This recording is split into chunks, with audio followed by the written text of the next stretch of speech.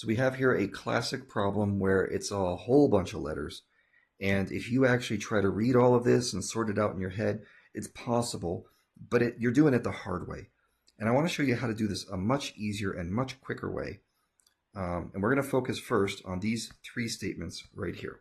These are true statements, and I'm going to use those to build a picture. Anytime you can draw a picture of the math, you're winning. Okay, if you can draw what's going on, it's going to be a whole lot easier to keep it in your head than if you're trying to think in terms of equations and things. Equations have their place, but not in a problem like this. So what I want to do is say all elements are elements of E. All elements of B are elements of E. Well, let's draw a picture. This is E. And if all elements of B are elements of E, then that means B is something like this. B is the smaller thing inside of E. Okay, that's that first statement right there. Let's highlight that and we'll keep track of these things this way. Okay, next statement. Let's make this red. The next statement says all elements of G are elements of F. Okay, so I have two new letters. That's interesting. So if I'm going to take my two new letters and draw them like this, I'm going to say all elements of G. So G must be sort of inside F, like that. Okay, and then no elements of F are elements of E.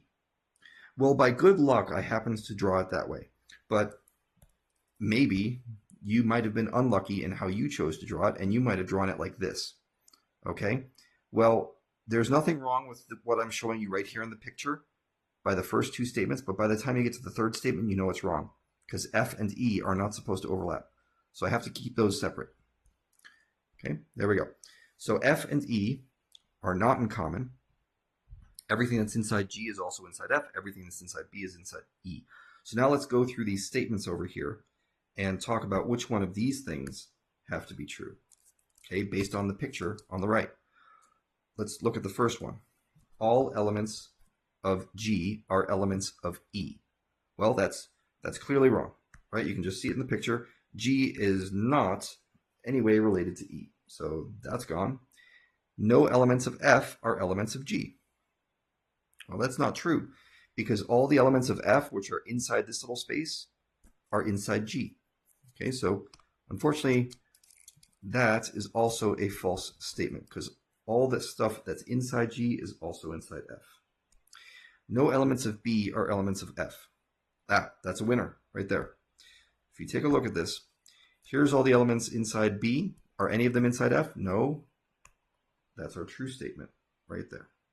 Okay, so that's the process you have to go through with a problem like this. Anytime you can draw it, you're winning.